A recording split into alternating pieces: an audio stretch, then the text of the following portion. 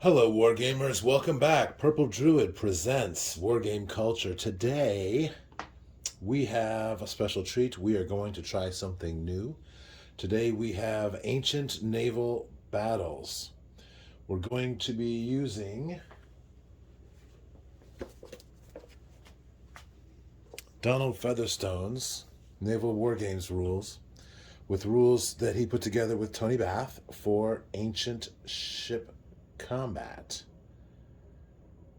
We're going to come up with a scenario and duke it out, get a feel for how these rules work.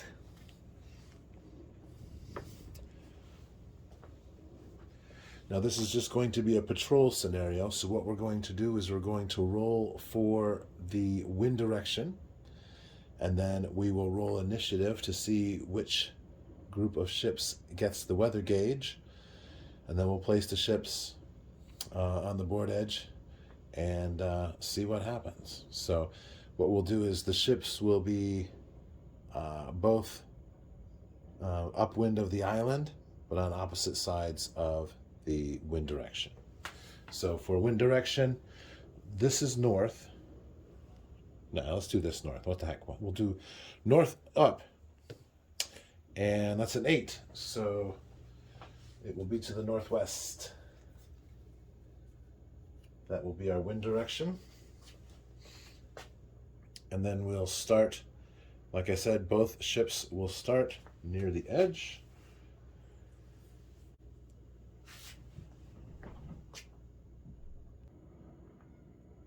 All right, now hopefully I'm not wiggling too much. We're going to keep this easy. We're going to do 2 ships on each side. The red ships will represent the Carthaginian ships. We have the Corrales and the Tharos. The Tharos will be the ship that has the green flag, as you can see there. And then for the Greek ships, we have the Syracuse and the Argos. The Argos is a Class A ship, which is larger. The Syracuse is Class B. Both of the Carthaginian ships are Class B. And as you can see from these little ships records that I made, they have different numbers of Marines and officers and able seamen to maintain the ships and do the sailing. So here you can see the Syracuse on the left and the Argos on the right. And then just a little more background about the ships and their armaments. All of the ships carry Marines. The Marines are armed with bows and arrows, spears, and swords. The Argos, which is the Class A ship, that one has a stern-mounted catapult that can fire up to 24 inches. The bow and arrow can shoot up to 12 inches, and they get a -2 to the number of hits at 12 inches and a -1 at 6 inches. So the primary method of ship-to-ship combat in this era is, of course, the ram, and the ships will need 4.5 inches of room to be able to move and ram another ship. The shooting and the melee combat work in a similar fashion. To hit for the catapult, you need a 5+ up to 24 inches, a 4+ up to 12 inches, and a 3+ up to 6 inches. As I mentioned, the bows and arrows, you roll 1 die per 5 men shooting, and that will be the number of casualties your Marines will be able to save on a 6, and if the Tetrarch, who is basically the captain of the ship, if he is hit, he can save on a 3+. For boarding actions, it works just the same way. The Marines will fight against each other. You'll roll 1 die for every 5 men, and that'll be the number of hits inflicted on the other side. And we're going to say that they are unarmored, and they will save on 6s. And on the little records here, we have used graph cards, so we have a little square for marking off casualties. So now the ships are in position. We know the direction of the wind. And we're going to say that they have just come into sight of each other. And then we're going to go ahead and roll for initiative. Under sail, when the ships are going with the wind, they can move 15 inches. If they're going into the wind, they can only move 9 inches. And if they're moving under oar power, they can move 12 inches, whether that's with or against the wind. So let's go ahead and roll for Nish.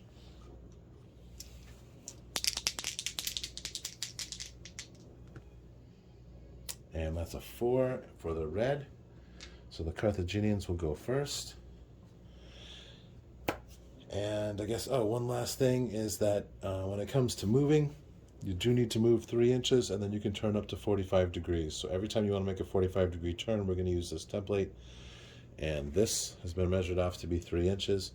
So we'll use this template to determine the maneuvers that the ships make. So let's go ahead and move the red ships. So it appears that the Carthaginian ships have enough room to make a hard turn before they get to the island.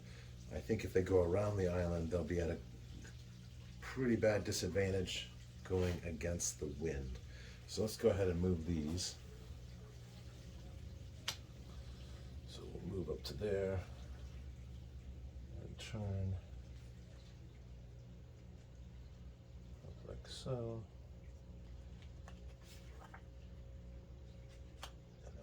Here, turn like so, and that is 9 inches. 3, 6, 9. See, that's just a little under 9 inches, isn't it? That's 9 inches. All right. 3,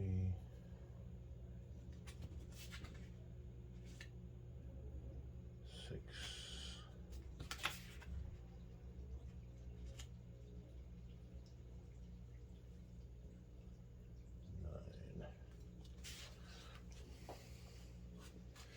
Because now they are no longer moving with the wind, so we're going to go ahead and reduce that. Movement for the blue ships. They're going to go ahead and maneuver as well. They have to go at least 3 inches first. So I'll go 3, and then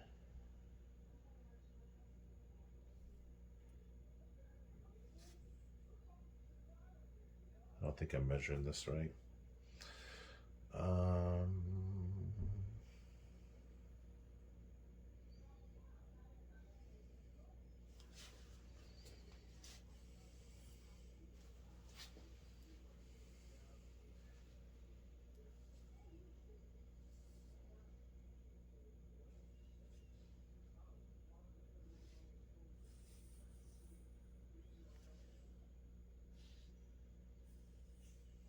Okay. And that gives us a really interesting arrangement. I don't think I did that movement right, but in any case, this is the first time we're playing, so we're going to give ourselves a little leeway. I'm going to grab the ruler, we're going to do some measuring, and we're going to fire that catapult.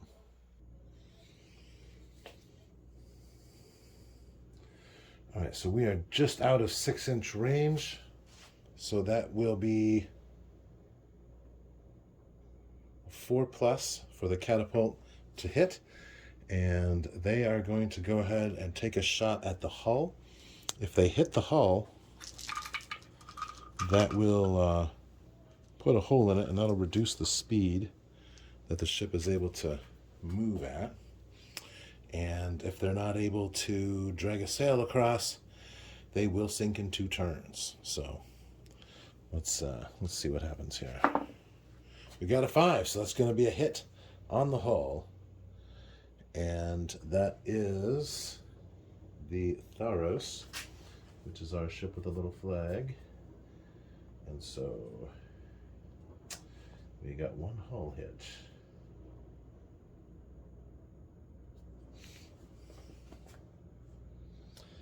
The archers here are just within 12 inches, so they'll be able to fire as well. And we'll get 4 dice for that.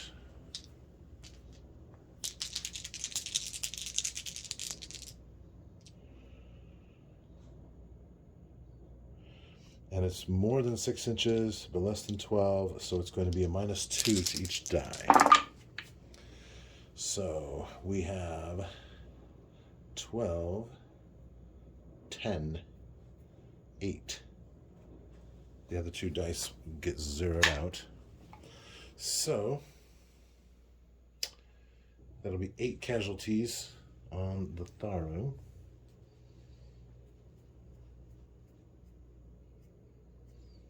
But they do get to save on a 6.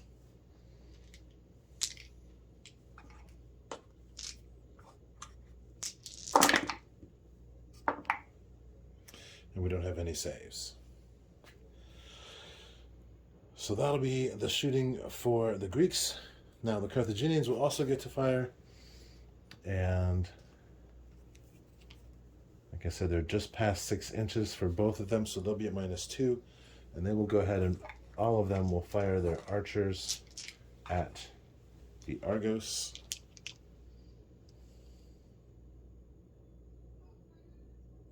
And there are 40, yeah, so 8 dice. All right, let's add this up. Oh, this is terrible. All right, so we have 10 -6 is 4 on the Argos. Roll for saves. We don't get any.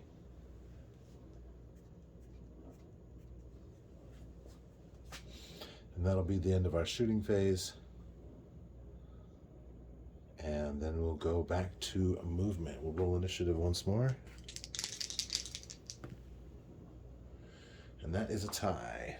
So we'll roll again. And the Carthaginians have the initiative once more. So this actually gives the Carthaginians, I think, a chance to go ahead and ram the Argos. Alternatively, they could try to sail by and do some more bow shots. So, you know what? Let us roll the dice and see what they decide. On a 4+, they're going to ram, and that's a 3. So they're going to go ahead and shoot their bows. Let's go ahead and move. Let's try to get the movement right this time. So, move 3 inches. And then they can turn that much. And then we'll move 3 inches again. And we're still against the wind, so let's go ahead and move another 3 inches. That'll be 9. Okay. Now for the Corrales, let's see if they want to ram. They'll ram on a 4+. That's a 4, so they're going to go ahead and try to ram. And they can go 9. And they need to go at least 4.5 in order to be able to get to ramming speed. So, let's see here. They have to go 3 inches.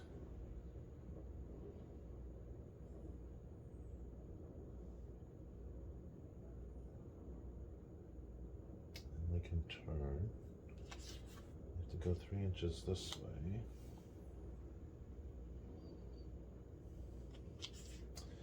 Do they have enough? They do. And they are definitely, put this parallel to that, they are within, it's a greater angle than 45 degrees. so they will be able to ram that ship. Now, the blue ship has not yet moved. He may or may not be able to avoid being rammed.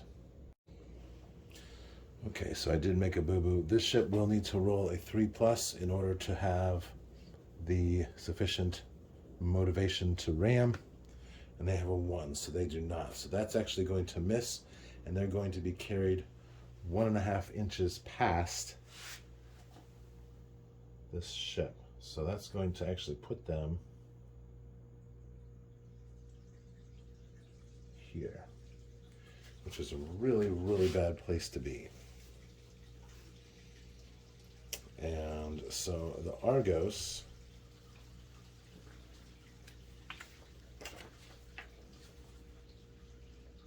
is also not in a great place, so they're going to go 3 inches and then turn. And it looks like they can make it without hitting the shore. They do need to roll a 6 though, because they are passing within an inch. If they roll a 6, they will run aground. And there they go. All right, so the Argos has run aground. Wow, that's fantastic. This is super, super interesting. All right, so the Argos has run aground, and now the Syracuse will get to move. They do not have 4.5 inches of movement, so they will not be able to ram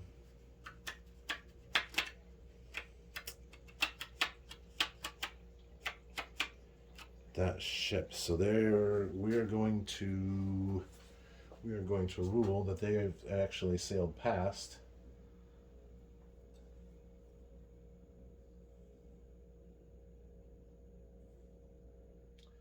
So that is 6 inches. Now they're going into the wind for sure. And so they have to go, that'll be 9 inches. And so at the end of turn 2, we have a very interesting situation where the Argos is aground. The Syracuse has missed its chance to ram the Corrales, and the Corrales is in kind of a bad position because it may run aground on that sandbar. So this is kind of exciting. I'm going to go ahead and tidy this up just a moment, and then we'll do turn 3. All right, so here we are, turn 3. We're going to roll for initiative and see who gets to move. Oh, you know what? I didn't do any shooting at all.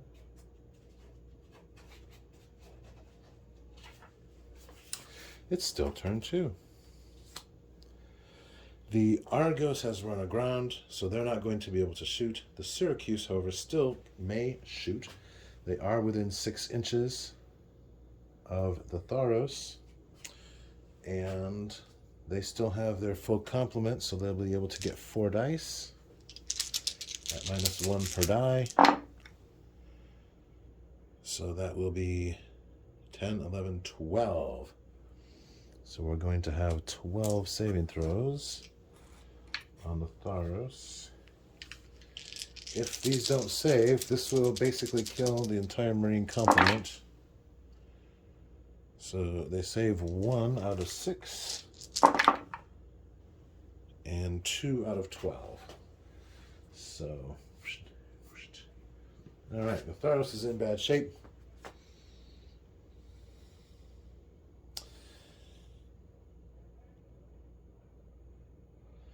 The Corrales, they are going to go ahead and try to fire their bows at the Syracuse, which is within 6 inches. So again, we'll have 4 dice. 5, 10, 16, 17, 18, 19, -4 is 15. So 15 saves.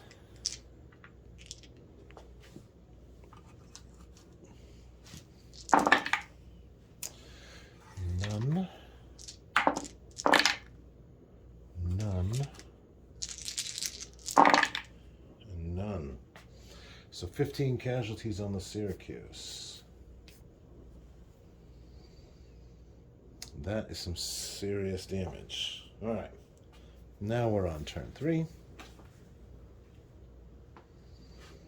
Roll for initiative for movement. And the Greeks get to go first this turn.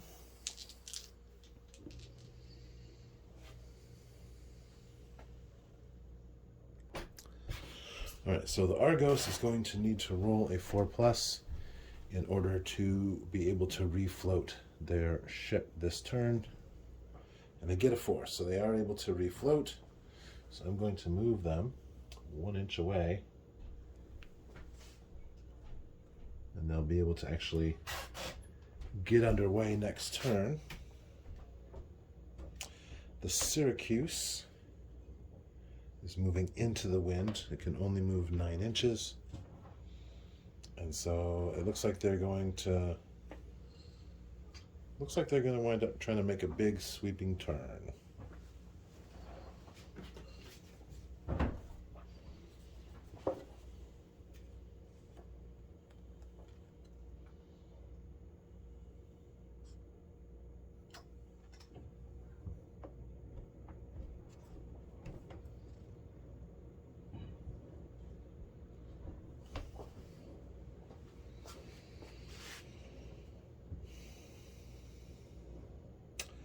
Likewise, the Carthaginian ships, the Corrales is going to need to... they're probably going to run aground. In fact, they're 100% going to run aground because they're going to crash into this here. There's just no getting around it. And the Tharos is going to be able to turn with the wind, so they'll be able to go 12 inches. So 3,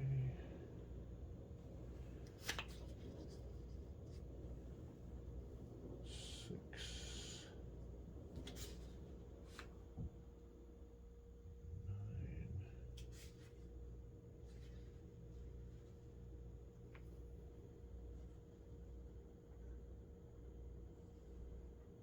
12.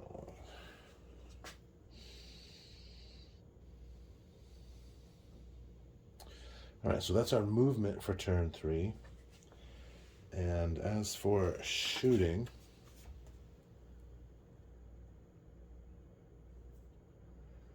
the Argos can fire their catapult, but I don't think the archers there don't. The archers there, they can fire at -2. All right, so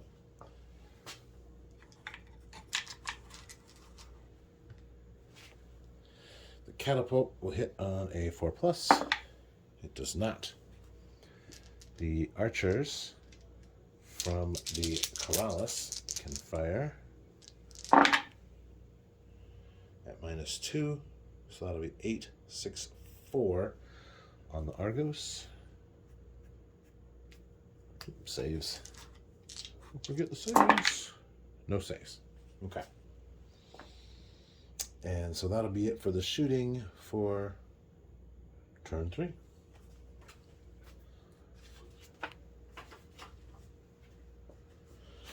Turn 4 initiative. The Carthaginians have the initiative. So the Corrales is going to attempt to refloat, and they cannot. The Tharos is badly damaged. They have 2 Marines left.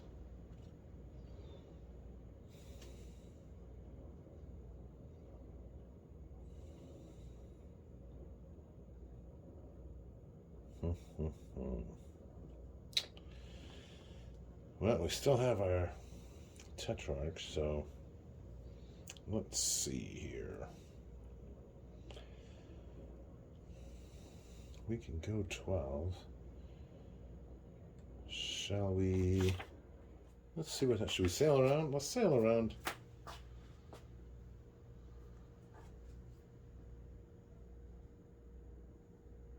Going to sail 6 inches. And turn. Sail 6 more.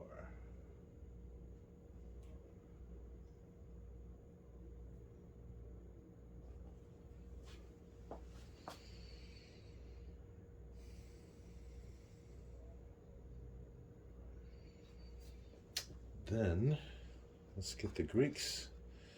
They'll go ahead and sail around the island too, because now we don't have a choice but to sail around the island.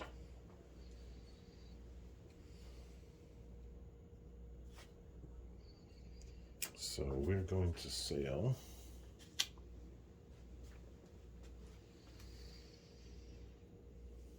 3 inches.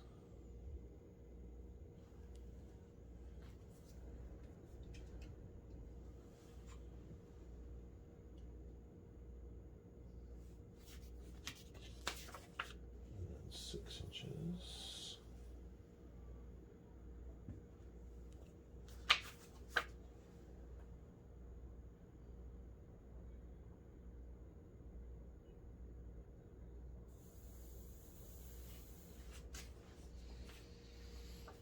And then we'll go 3 inches more because they can go 15 under sail. So that's 12.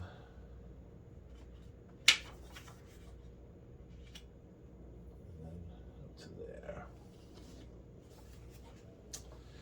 The Argos has to begin their turn into the wind. So they will not be able to do so. You know what? They have not moved. They're going to go ahead and sacrifice their turn altogether. And by using the oars, they can make a 180-degree turn.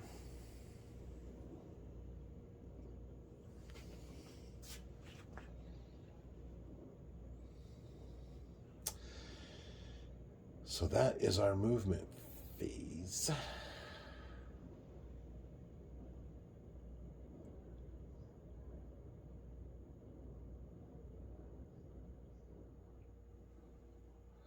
And for the shooting phase, the archers on both ships will fire at each other, and we'll also use the catapult. So the catapult will hit on a 4+. Well, actually, no, we use the oars, so yeah, we can still do that.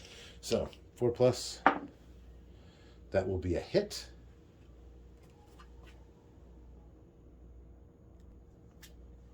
So we need a 4, 5, or 6 to put a hole in the hull. And we get a 1, so there is not a hole. All right, now the archers aboard. We only have 6 now aboard the Argos, and it's more than 6 inches, so it'll be -2. So 3 of these won't count at all. And then we have 14 minus 6 is 8 against the Corrales. So let's roll our save and throws. We need 6s.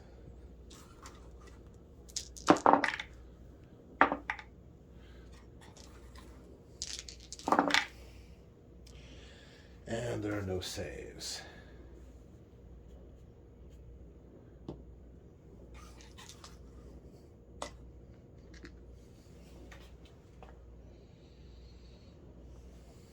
And then we have 4 dice, because the shooting is simultaneous. So 4 dice against the Argos at -2. So that is 10. 13 minus 6 is 7. The Argos will take 7. 6. 6 on the Argos.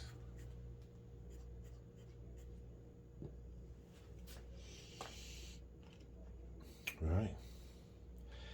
And that will do it for turn 4.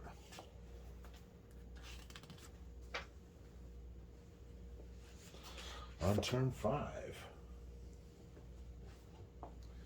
we'll roll for initiative. And the Greeks will once again come from behind. So the Argos now has the wind to its back. So she will be able to sail 15 inches. And definitely does not want to crash into the Corrales because it's grounded. I don't know that they can.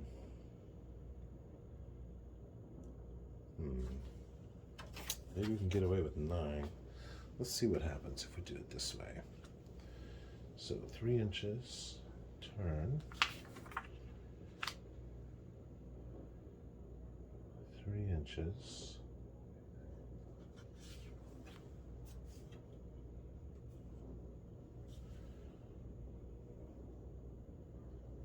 Turn.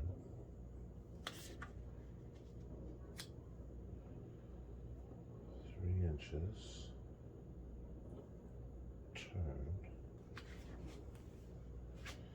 3, 6, 9.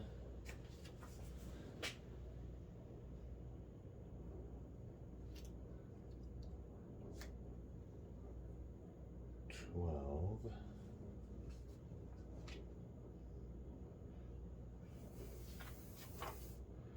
We will not be able to ram. So we're going to go ahead and go the full 15 inches. In fact, what we're going to do is go the full 15 inches and then turn. All right. So that is for the Argos. For the Syracuse,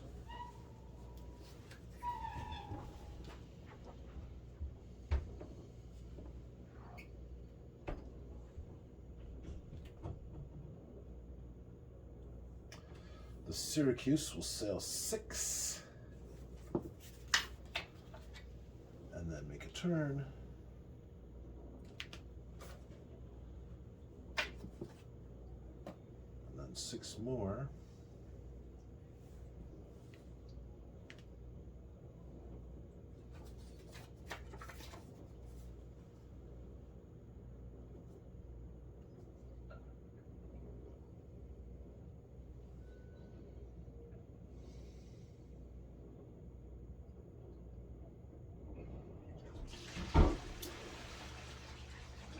Turn and make its final 3 inches. So that's the movement for the Greeks. We need a 4+ for the Corrales to get off of the sandbar. They do not.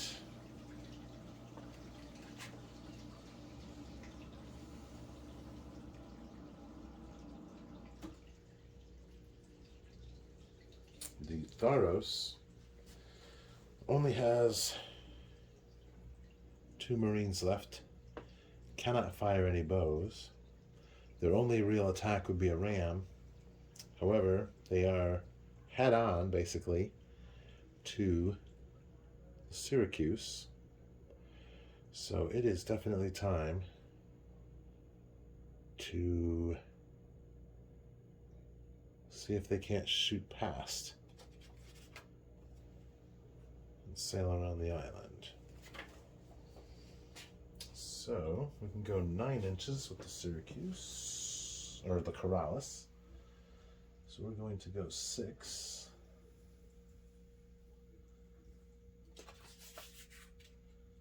And then turn. Go 3 more. And now we're going to be too close to the Syracuse to get rammed. The Syracuse will have to move 3 inches before it can turn. So we're in pretty good shape. However, the Syracuse has 5 Marines left. They can fire 1 volley, 1 die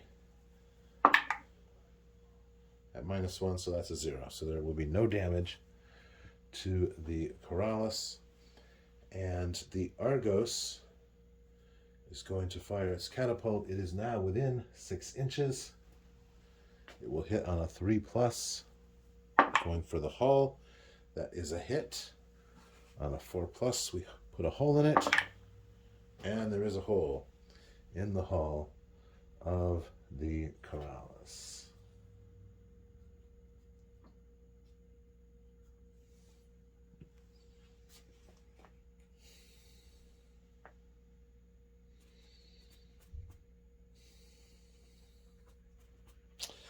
And I completely forgot that the Tharos had a hole in the hull. Boy, this is something, isn't it? Well, that's what happens when you play for the first time. So, what did we learn here? We have definitely learned that you need to pay closer attention to what you're doing. And the first time you play, you're going to make mistakes. So, technically speaking, the Tharos should not have been able to move that far because it had a hole. And they needed to spend a turn rigging a plug for that hole. So let me grab the rules real quick and we'll double check and see what we need to roll for that. Hang on. Okay, so the rules say that they need to roll a 5 or 6 to be able to plug the hole on the Tharos. In addition to that, they can only move at half speed for 2 turns, or they can only move at half speed. If they're unable to patch the hole, they'll be able to only move at half speed for 2 turns and then sink. So let's go ahead and roll to see if they were able to patch the hole. First of all, they are. So they can move at half speed, but because they don't have enough men to bail, the Tharos only has 2 Marines and 4 sailors, so we are going to retcon this and have them ground there so the sailors do not drown. Which would then put the end of this turn here, and that will make this definitely a Greek victory because now both ships are holed. And on turn 6, the Corrales will need to make a roll to see if it can plug their hole. And they're not able to, so they will neither be able to plug that hole, nor will they be able to get off the shoal. So they are basically going to be toast, as it were, and stuck there grounded and sitting ducks for the Marines on the Argos to make them into pincushions. So definitely a Greek victory. So that's really interesting. That was about 30 minutes or so, and we didn't have any kind of scenario or victory points. We just sort of threw this together just to get a feel for how this runs. Definitely going to go and do another battle and see if we can't come up with some more interesting lessons from this, and maybe even get a chance to run up a boarding action. So awesome. Thanks for watching. Purple Druid signing off. Be sure to hit like and subscribe, and check out the Substack. There will be a lot more very useful information for how to add naval combat to your fantastic miniatures wargame campaign. Thanks, and keep on gaming.